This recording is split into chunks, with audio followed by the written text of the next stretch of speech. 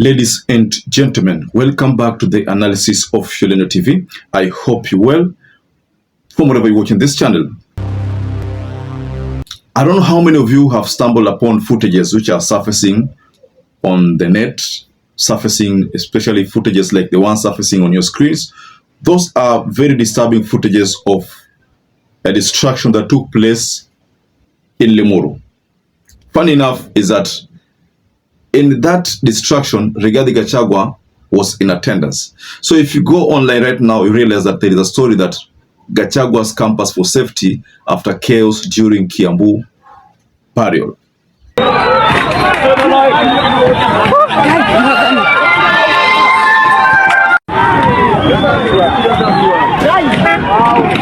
At this burial, RIGATHI is one of those senior members who were invited. But word has it that Kimani Ichung'wah was not in attendance. But there's a story here that I want to take you through, ladies and gentlemen. This is very disturbing. In fact, first, before you get further, just pay attention to this video.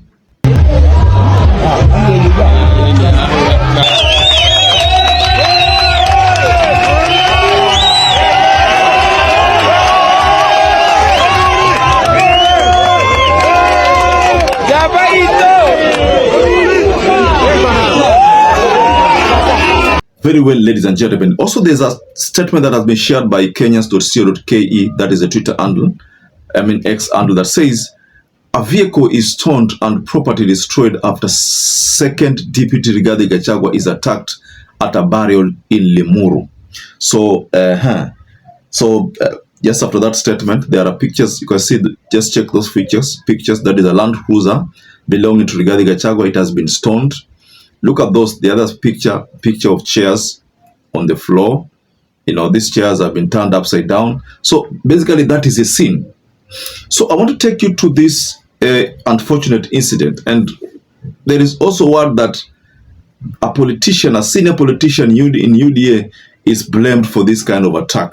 This issue happened in Limuru, within Kiambu County.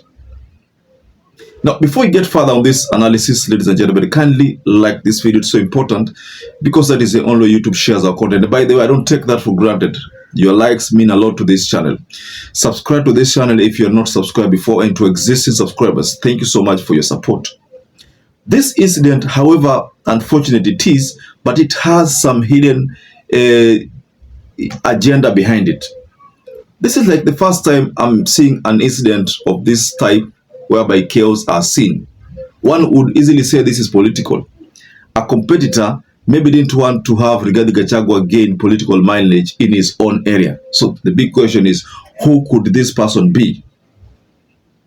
I want to take you to the detailed story of this incident. It's alleged that Rigathi Gachagua was seated in a very in a certain tent that was designated for senior people.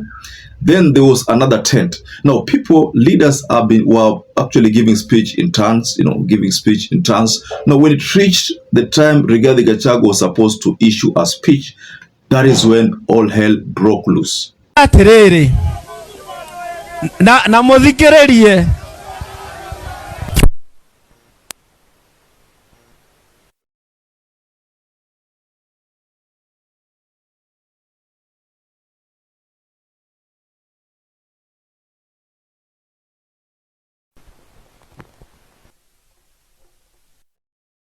So they didn't want Rigathi Gachagua to speak. So as a result, they ended up shaking the tent. And what followed, that tent fell down. Chairs were thrown upside down.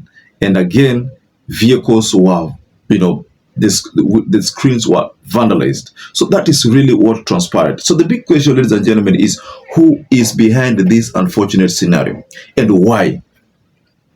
I'm looking at this scenario, and I'm looking at the scenario in Murang'a County, and this is Limuru within Kiambu County. Could we say that there is some kind of retaliation here, that because of what happened in Murang'a, and then Rigathi Gachagua quickly paid a visit to Murang'a County and managed to steal the show? Now, people decided now, because that is what happened, now in this Limuru visit, you will get overly embarrassed. So that's what really happened, ladies and gentlemen. So they were Rigathi Gachagua and his colleagues in leadership were all embarrassed, ladies and gentlemen. Now, based on my phone, ladies and gentlemen, I'm looking at pictures here, very disturbing. So this picture, there are so many people who have reacted. There's one person by the name Peter K. Salasia. You know Salasia.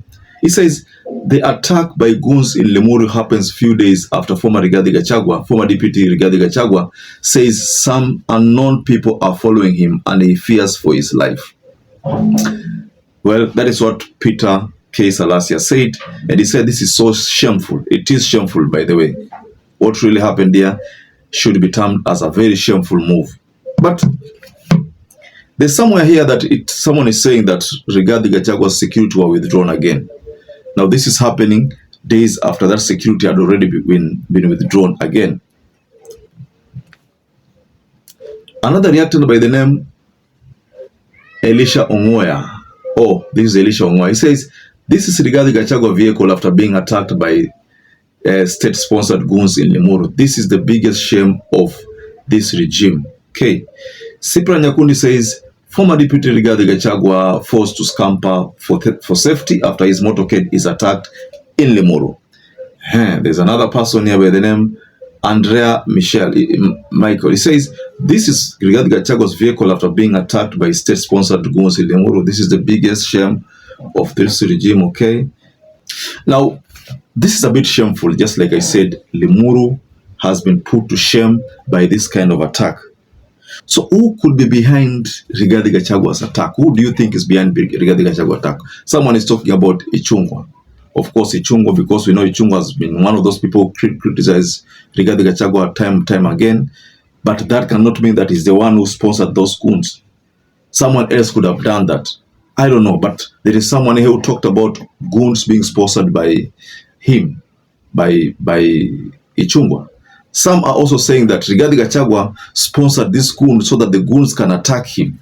That is also another story that's coming out, ladies and gentlemen. So there are various stories, various theories surrounding this unfortunate scenario where Rigathi Gachagua is being forced to scamper for safety. Why? Because rowdy youths decided to bring down the tents.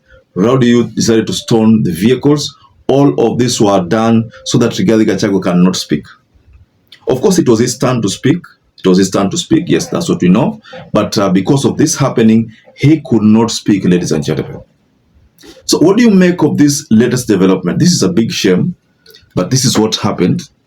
I know the move is to slow Rigathi Gachagua because the influence of Rigathi Gachagua in Mount Kenya right now is beyond reproach. You can't even measure it with any other leader currently in Mount Kenya. Sabina Che cannot match that.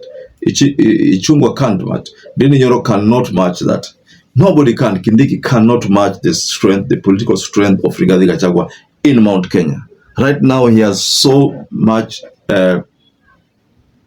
sympathy votes to a level whereby nobody can outsmart him. Ladies and gentlemen, I'd like to raise my case there. But just go below in the comment section and you can offer a reaction regarding this development. So perhaps if you're watching this video and you've not subscribed, take 1 second and subscribe, like this video. Until you catch up again, stay safe and stay blessed.